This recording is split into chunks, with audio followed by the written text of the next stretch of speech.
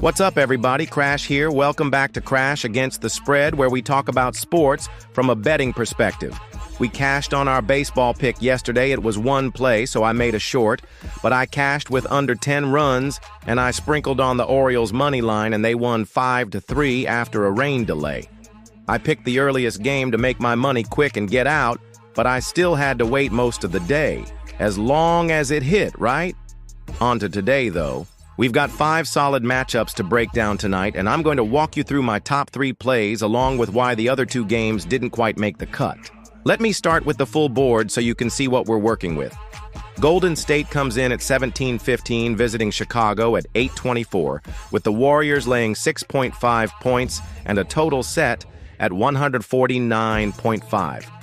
Washington sits at 14-18, heading to Indiana, who's 18-15, with the Fever favored by 8.5 and the total at 161.5. Los Angeles at 15-17 travels to Dallas at 9-24, with LA giving 5 points and a high total of 177.5.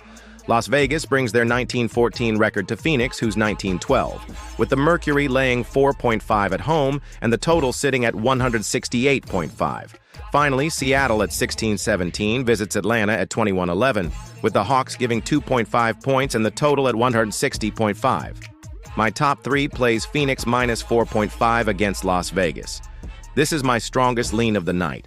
Phoenix is hosting Las Vegas, and both teams are essentially neck and neck in the standings, but there are several factors that make Phoenix the right side here. The Mercury have the home court advantage working for them, and more importantly, they have the recent momentum edge.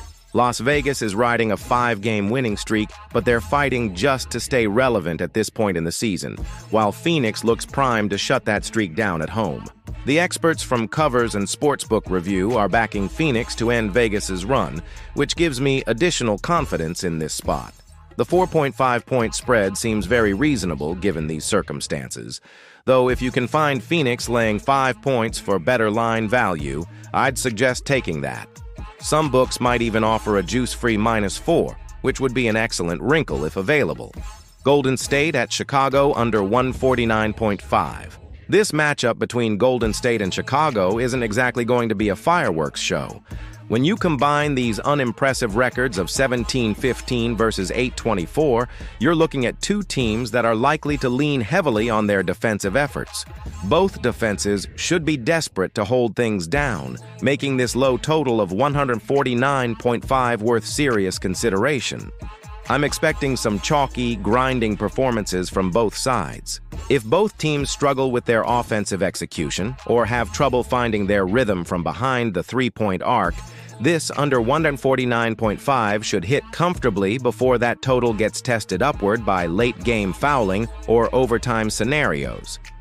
Los Angeles at Dallas, over 177.5. This one has all the makings of a high-scoring affair. Los Angeles sits around 500 while Dallas is clearly struggling with their 9-24 record, but that struggling often translates to chaos on the court, frequent transitions, and easy scoring opportunities for both teams. The total of 177.5 is certainly high, but if you're looking for value and expecting pace and space fireworks, this over has serious potential. I'd actually push for an even higher number if available, something like 178 or higher if your book offers it. Dallas tends to allow a ton of points defensively, and Los Angeles will be looking to lean into their scoring to build some consistency. When you combine poor defense with up-tempo play, you often get the scoring mayhem that crushes these high totals. Why the other games didn't make the cut. Let me walk you through exactly why Washington at Indiana and Seattle at Atlanta didn't crack my top 3, because understanding what to avoid is just as important as knowing what to bet. Washington at Indiana. This Indiana opened at minus 9.5, but has moved down to minus 8.5, which tells us early money came in on Washington. The total has stayed locked around 161.5 with barely any movement, suggesting the books feel they set it correctly from the start. From Washington's perspective, they're scrappy enough to hang around with good teams when they're hitting their 3-pointers. Indiana, when they win, often does so by double digits.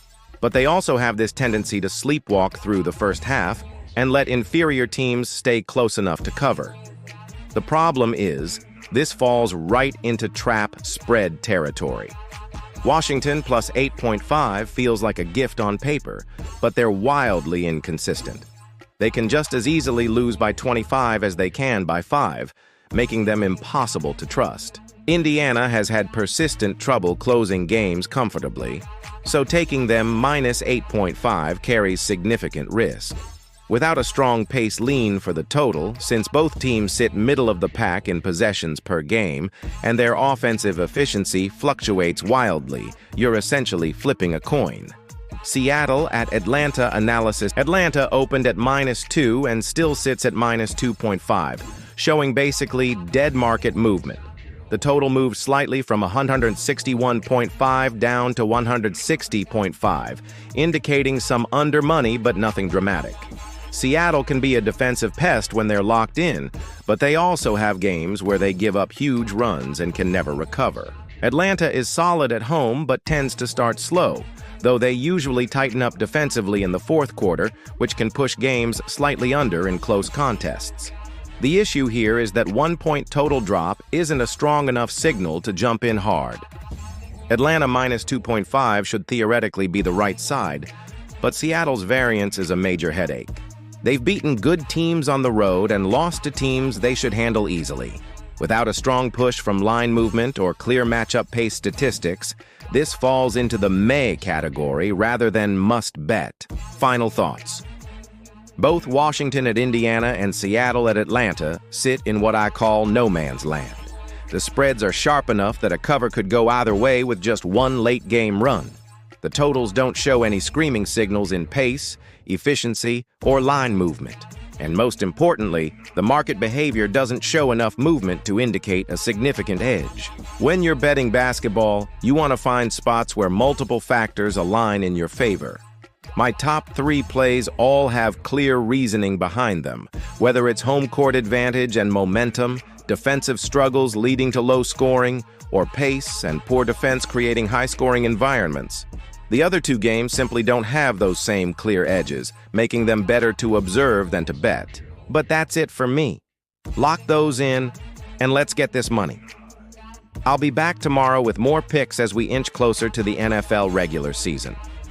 Once I get going, I may make separate videos for each game, or maybe one video for the 1 p.m. block of games, and another for the 4 p.m. block. Let me know in the comments if you'd prefer one or the other, and let me know your picks for today or what you're excited about. See you tomorrow.